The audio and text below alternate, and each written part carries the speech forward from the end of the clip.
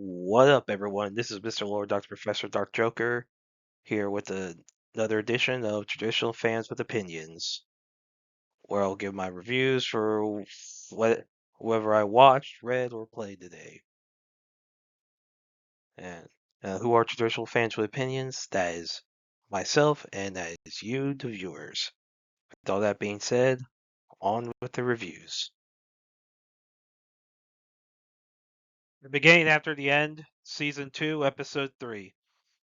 So in this one, so Arthur gets caught in the storm and he's separated from Jasmine. Now he's stranded on an island and he runs into Elijah and Lucas. So and, basically all three of them are there for different reasons, like different quests or whatever. And so they try to find their way. So Lucas was hunting the salamander that was causing the storm that sank everyone's boats. And yeah, and so basically, and then the other two they were on different quests. So Jasmine comes across a group of like soldiers, whatever that was supposed to be with Lucas. Basically, like they work for the Wykes family. And so once you have Lucas, Elijah, and Arthur, they're having to work together to like survive and stuff. Arthur basically has to deal with Lucas being, the arrogant prick that he is. And Arthur notices that Lucas reminds him of how he was as a teenager in his previous life. Like so, now they come across a salamander and they try to fight it, but you know they're not able to but it has really good healing magic, so the three of them are unable to kill it. Now Jasmine appears and cuts off the salamander's head. Now Arthur had telepathically communicated to Sylvie to find Jasmine, and that's how Jasmine was able to reach to where Arthur was at. Now, Arthur, Lucas, and Elijah are A rank adventurers. Jasmine's a double A rank. And so she's able to Jasmine's able to decapitate the salamander. Sylvie eats the salamander's mana core. Now, Elijah and Lucas were pissed because they kind of needed the mana core to show that the quest was done. So, yeah, that's kind of a problem. Now, Faith and Vio and Tessia, they're talking. You know, Faith and Vio, tease Tessia about how she's scared to see Arthur. Now, Tessia goes back to the home, but runs away when Reynolds says hi. Yeah, so now the group that's obviously trying to cause problems with the treaty, basically their monsters are killing adventurers, but they need to get something more powerful for whatever some goal they have, like so like a really big like really good like powerful monster. So it's probably hinting at a big threat coming Arthur's way or Tessia's way. So yeah, I thought it was a decent episode. Yeah, of course, I don't know if the Tessia thing is gonna be like a lingering like running gag. Like I know it was like I think they don't come across each other until like Arthur and Tessia. I think they don't come across each other until they both get to the school. So I don't know when that happens. But I will say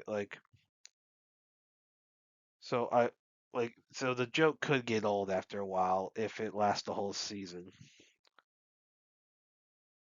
Now, as far as the monster was cool, obviously Arthur having to deal with Elijah and Lucas, obviously they're going to be important characters. Overall, I thought this was a decent episode. Looking forward to the next one. Reborn is a vending machine. I now wander the dungeons. Season 3, episode 3. So in this episode, so Boxo and Pity are captured by Carriol and his family, and so they're taken to the Netherlord's fortress where they're put in a cell. Now one of the reasons why they got Boxo is so they could get food from him, and then they want Pity to help them basically in exchange for bringing back, I guess, like her, I guess, a former significant other, I guess his like basically is like dead or something, or so. And Pity says no. And well, now Boxo makes the food supplies for them. He makes getting it hard for them, but but he gives Pity a toilet, a bed, plays music for her. Now, too, they're not helping Kirill, but they're given a week to decide whether they'll either work with the Netherlord or get killed. Now, Boxo causes Akka and Shiro to pass out,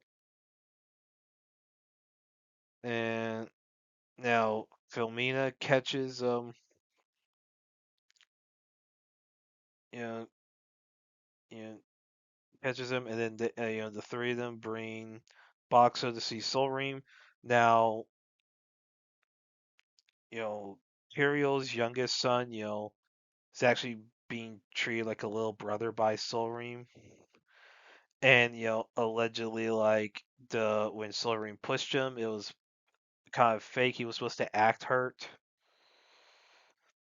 Now, when Silverine leaves and leaves Kirill's son alone, the son reveals that he was actually pretending to be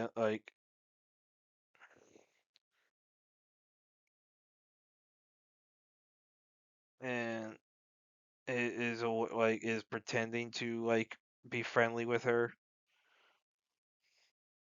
Like basically, he says he wishes probably better if he had died so that his family wouldn't be serving the Netherlord for his sake. But he doesn't want to just let everything they've done go to waste.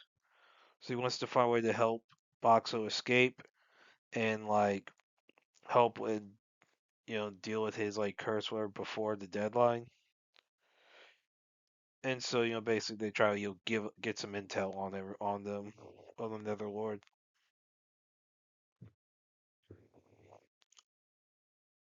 Now so then um when the deadline at the end of the deadline, Penny and Boxo beat with Solream and then Kirill saw on the roof, but now Solream has to use the restroom, and Boxo and Pity escape using balloons. And using balloons, Boxo makes a force field, and Pity alters their way so they can float in the air. And Boxo changes to an air balloon machine so they can propel themselves away from there. Now they're chased by the Netherlord's middle finger general, which is like a shark monster that can talk with Boxo telepathically. And Boxo and Pity are able to defeat the monster using Boxo's giant ice machine form. Now, Boxo's concern is how the Netherlord will react to what happened. So which that'll probably be answered next episode, whatever. So yeah, I thought it was a good episode. Some of the humor with Solream's interaction with the kid was funny, and yeah, you hope Boxo and Pity's interactions were funny, but yeah. So obviously the family does not like working with the Netherlord. They obviously don't like it. I thought this was a very good episode. Looking forward to the next one. Daredevil Born Again, Season 2, Episode 5. So in this episode, so you have some flashbacks going on. So in the flashbacks, so Matt Murdock and Foggy Nelson, they were this is when they were interns at Landman and Zach. They were assigned a criminal case involving a neighbor of Foggy from his childhood. So Lionel Ray McCoy, basically, Foggy was friends with McCoy's brother. Now, so there's an issue like McCoy is concerned about like basically due to the evidence, Foggy and Matt they give him a plea deal, and basically McCoy like Ray says no because he's thinking about this one. He's like basically says he has 20 he'll have 24 hours because he's gonna get killed quickly, like if he talks. So like he would rather just go out on the like take his chances on the like try to get like a not guilty verdict to get on the street, but and guess without there's possibility those get taken off. Now Matt finds the warrant, the document, the warrant on the document. It's the wrong address. So Matt and Foggy find it's the wrong address, and basically it's a typo where there was like a half on I guess the address number, like in the real number, but it was not typed into the warrant, so technically they went to the wrong address. Like so, so basically any evidence they find in his apartment or in Ray's apartment would have been inadmissible in court. Like it can't be considered as evidence because they went to the wrong address. And Foggy and Matt debate on whether or not they should you know like bring it up.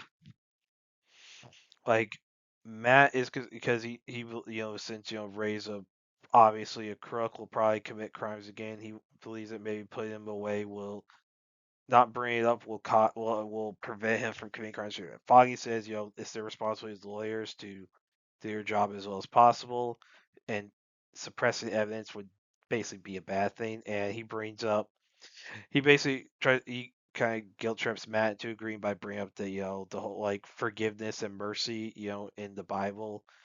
Matt's a Catholic, and so basically they're like they're able to get like Ray released, and Foggy gives Ray his and Matt's savings so he can like make a fresh start,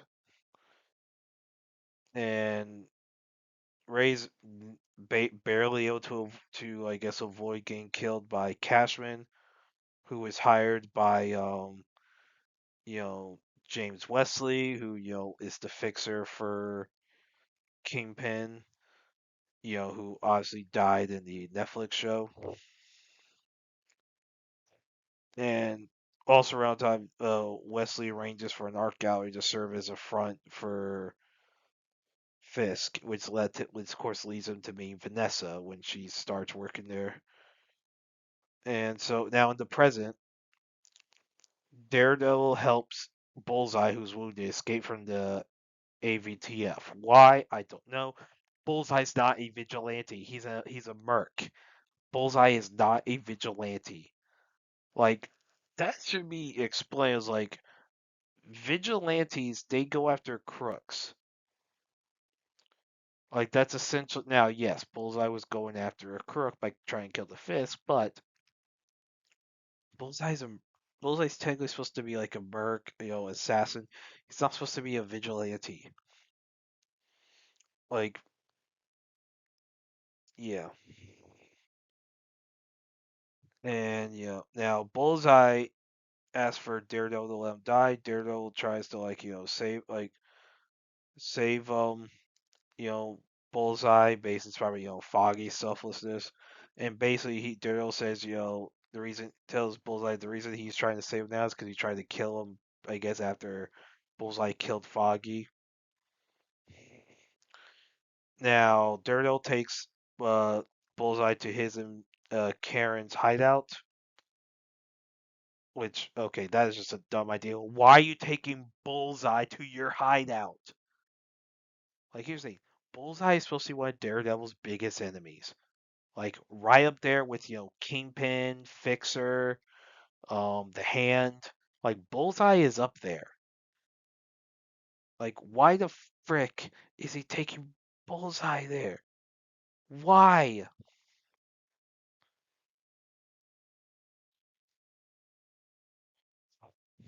And yeah, and and then so yeah, it's retarded. Now BB asked Blake about Vanessa's status because obviously she's under surgery. They're trying to make you know doctors trying to help her live. Um. So yeah. So and BB takes what it, like and Blake basically tries to tell her to leave. BB apologizes, but BB takes whatever Blake does say, I guess, to the press, and Vanessa's status is like reported to like the to the press. People are trying to get news on the scoop on Vanessa, and Cashman tests Blake's loyalty to Kingpin. He makes him drive to Albany to bury Sava's body. Now, the surgery for Vanessa is successful, but so she was also, but she has some brain damage. So she asks if Fisk could tell her story about how they met. Then after he finishes, she asks him to tell her again. Basically, she forgot. Like she's having memory issues, and Fisk, tries to oblige, and also like she asked like for pineapple juice, but apparently she's always hated pineapple juice. So Fisk, so Kingpin gets a doctor, like a nurse or whatever, to take it. He's trying to be a good husband. Respect that. You know, now while some of the brain issue stuff's going on,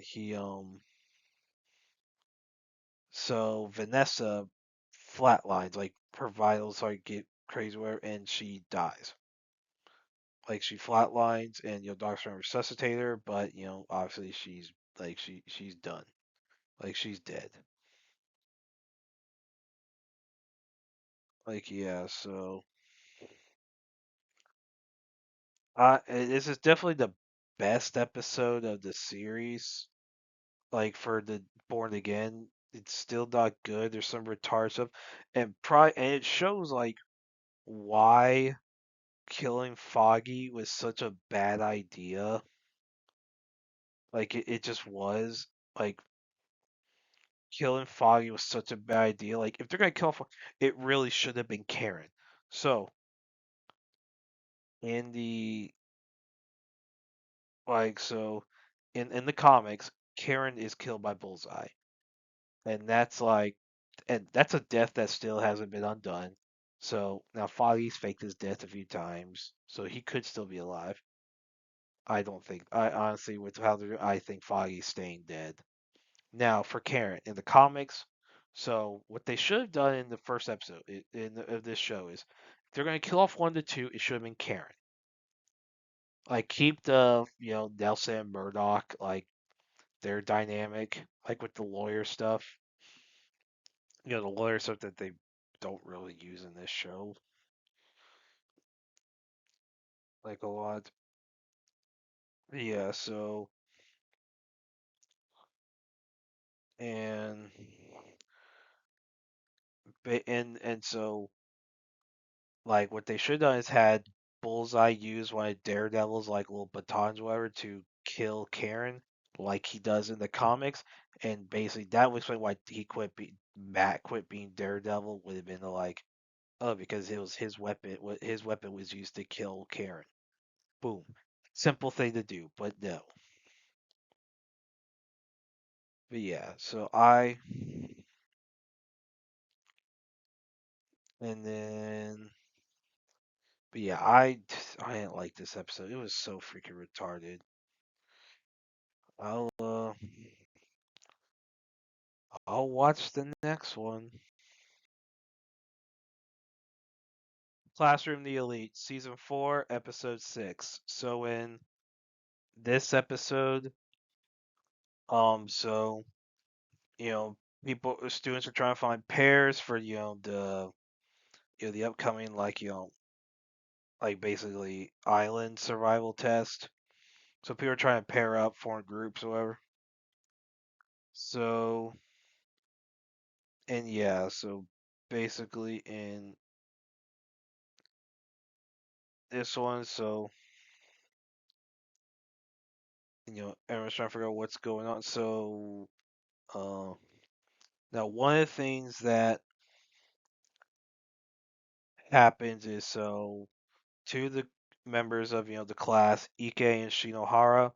So Ike is into Shinohara and wants to pair with her, but I guess when he's talking, like so he like talks with Fushida, and I guess that pisses off Shinohara. So she like pairs up with Konima or Konima, wherever, and so Ike's not happy about it, and then yeah, but then so other student so you have Ichinose and and Yanagi. They basically form an alliance, and Saka Yanagi's like motivation is that Ichinose is basically not gonna betray her because she's like very trustworthy, and like Saka Yanagi like knows it, and yeah, so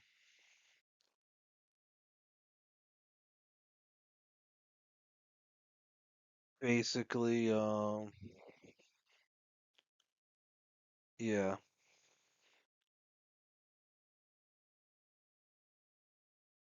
and then yeah, so it's a so obviously you see like basically, and Ayana Koji plan his plan is to like do go by himself because with the stuff with the White Room, he doesn't want to drag anyone else into it. Um, but yeah, yeah. But then she so with which I guess for and he and basically Kay's like excited because I guess if her boyfriend like gets like top like first place by himself, that I guess that would be exciting for her. Now, Koji has like some card thing due to like the previous test. Like there's some penalty, like there's something regarding the penalty if he doesn't place top 30. There's like, there are like basically like perks with like a card, whatever. And if he doesn't find anyone to trade it, it could cause problems. So yeah, and then yeah, so this is a like good like and but yeah, so I thought this was a good episode. Obviously, they're setting up this island test, like this, this island test. Like another one, we'll see what happens. But yeah, I thought this was a good episode. Looking forward to the next one. Dorohedoro season 2, episode 5. So in this episode, so you have a backstory for Dr. Kasukabe. So And then yeah, basically yeah. So Kasukabe is searching for like a wax figure that he came across when he was trying to find his wife, and Shin and Nori are helping him out, and and then we see I guess like someone else coming called I Coleman, and I was basically someone who wanted to get out of the hole because he wanted to become because he wanted to be a sorcerer, even though he was just a regular human. So that was impossible. Now, when he met Kasukabe, who researched corpses, he basically part of Kasukabe's research was trying to figure out how to turn the human into a sorcerer. Now, something happens. I, I gets heavily injured in like a some incident, and he asks Kasukabe you know to turn him to a sorcerer, and he basically if he dies anyway, he wants to at least be through the experiment, and and he actually ends up becoming a sorcerer, but he disappears. And and the president Kasukabe realizes that the wax figure he saw was I. Now he doesn't know why he's there. And then you have Ebisu going back to her, I guess, her parents' house. Now Fujita follows her.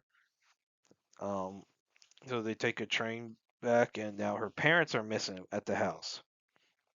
And then there's another figure there that's claims to be Ebisu. Now, when that figure removes the mask, it's reveal like it basically looks exactly the same. Now, it turns out what happens when the servant explains to Ebisu that Ebisu's parents asked the sorcerer to get like Ebisu back, who basically created like a copy, like a something really evil. Now, the creature that is impersonating Ebisu reveals its appearance, and so yeah, so obviously you have the whole like the whole chase scene with that. They deal with they have to deal with that monster, and then also you have conversation between Kaiman, Nikaido. Now Kaiman, I guess the crosses that were on his eyes are gone, and you have like the whole thing with you know basically then Nikaido like I guess wants Kaiman to like continue to be I guess be a friend of hers and help out and like help out like the restaurant like her restaurant once like he gets his memories back. So yeah. But yeah, so I thought it was an interesting episode, like a human becoming a sorcerer. That definitely brings a lot of questions for the future. And there's an interesting bit where Nikos, when she looks at Kaimon, she sees his real face, not like his like reptile face or whatever.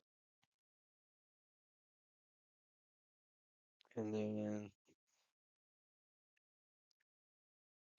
but yeah, so yeah, I thought this was a good episode. Looking forward to the next one. Well, that's it.